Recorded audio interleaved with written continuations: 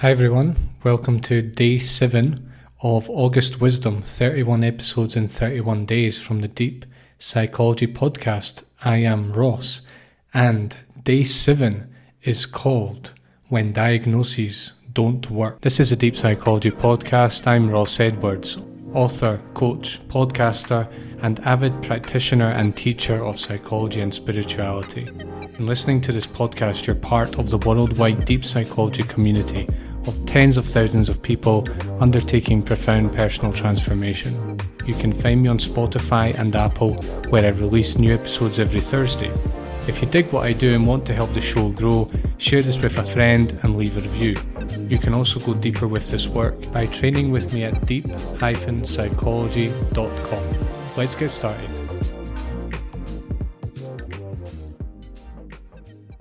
So if you're liking the series so far, I really recommend you subscribe on Spotify or Apple Podcasts so that you're kept up to date with all the latest episodes. They come out at 8 p.m. Central European Time, 7 p.m. British Time, and 2 p.m. Eastern Time. So make sure to subscribe and to tune in every day for the next piece of back pocket wisdom that I can think really enhance your understanding of yourself and the world. So today I'm going to talk briefly about when diagnoses don't work. And the basic theme, the message here, is that diagnoses, I'm quite skeptical of them, and I find that they're very harmful sometimes. And I think that we need to find a new way of basically treating people and helping people in a medical sense. Okay. So a bit of background here. I have in the past been diagnosed with major depression. It was over 10 years ago now, and it's long gone now. But I was diagnosed with it over 10 years ago, and I felt like I kind of suffered on and off with depression for 5 years, possibly a bit longer at that time before I was eventually diagnosed. And that was an interesting experience because although at the time it was challenging, it put me in the position of what it's like to go through the sort of medical system. And I'd been fairly innocent up until that point. You know, I've always been physically healthy. And this was a bit of a shock, actually. And one of the things that I didn't have sort of the knowledge or the language to describe it as I can now. And I didn't have the self-awareness to realise that this is what was happening. But it's interesting because even though I was pretty miserable at the time, there was a pretty obvious cause for it, in my opinion, which was never identified, which if you listen to my previous episodes on this subject, you'll realise that I'm kind of angry at, but that's another topic for another day. What happened was that basically once I was diagnosed with major depression and I was given tablets and I was told that therapy would be organised, is that my symptoms got worse, right? Because what basically happened was I'd done a lot of research on the internet, and that research is what led me to seek out professional help. And in that research, I found what the typical symptoms are of depression. And what basically happened was I ended up, because I was so keen to sort of understand what I was going through, I ended up paying a lot more attention to those symptoms. And as we know now, as medical people are getting wise to now, those symptoms, we tend to exacerbate them by focusing on them.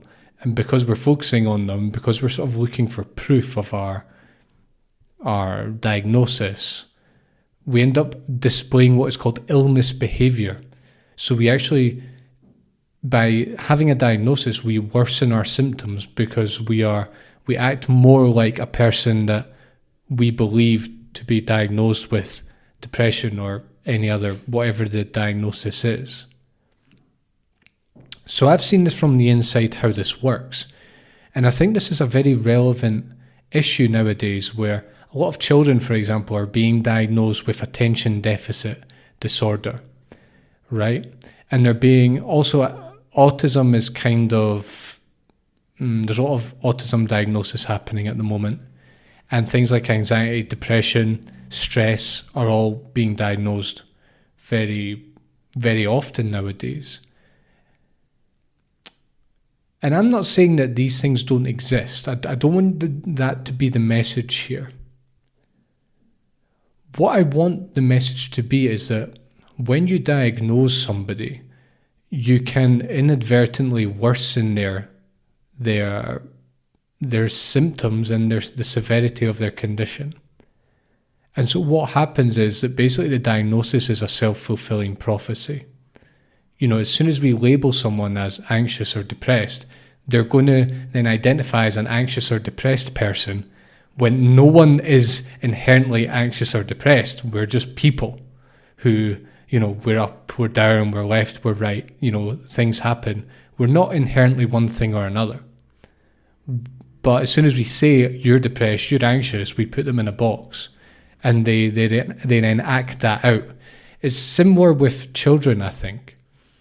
If you say to a kid, well, you've got learning disabilities, or you've got attention deficit disorder, what's going to happen? Well, listen, the child now identifies as like a deficient child, as a child with deficient attention, for example. And what's going to happen? They're not going to pay attention in class because they know their attention deficit. They're going to act like that. They're not going to act the opposite. They're not going to act with a child with more attention. They're going to act the opposite. The same thing with anxiety. You tell someone you're anxious, well, they're just going to focus on that and it's going to multiply. In their psychology, they're going to display illness behavior. And it's like the self-fulfilling prophecy. I've spoken about the self-fulfilling prophecy. This is like almost popular psychology now. And it's been very diluted, the concept of the self-fulfilling prophecy. But in its core, what it basically means is that as soon as you consider yourself to be a certain way, your actions and your thoughts and your behavior tend to just reflect that. And so it becomes a self-fulfilling prophecy, right? And I think there's something going on at the level of diagnosis with medical conditions too. Now, listen, if you break your leg, or if you've got like a tumor, or you've got cancer, you've got something physically wrong with you, right? That's different. I'm not saying that it's a purely external cause. A lot of these things are to do with psychology as well, or in some way influenced by it, right? But I'm not saying that by diagnosis you are necessarily sort of conditioning that illness. But at the same time, we know that the placebo effect is a thing. We know that if you basically tell people that they're getting medicine that is going to make them better, they do get better, right? And this is a well-known aspect of medicine. What my basic view is that when we diagnose someone, what we're trying to do is we're trying to put their condition, which is often very unique and unlike other people's. Two people's experience of depression may be very similar, but it might not be the same. And so my basic view is that the label depression is like a simplification. It's kind of like saying, right, here's a sort of group of symptoms that generally appear to one extent or another in people who exhibit them, or who exhibit the thing we're going to call depression. And let's use that as a kind of template. No one fits into the template perfectly. And from a diagnosis point of view, it might be effective in terms of the medicine we give people and the treatment we give people. However, from the psychological point of view, I think we need to realize that when we fit people into a template for practical reasons and for legal reasons and for insurance reasons, we have to realize that we have to be very careful about that. Because in my opinion, these things, again, it's a template. The thing called depression is a very, 1,000 people will have 1,000 different experiences of it. It's not just one thing. There might be a general sort of group of symptoms we can say, right, that is depression. We can use it on a practical level.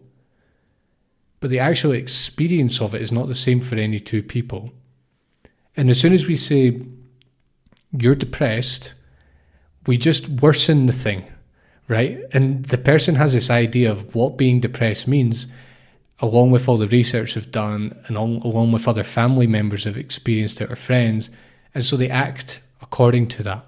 It becomes a belief. It's not just a medical thing. It's not like some external objective diagnosis. It's now an objective thing.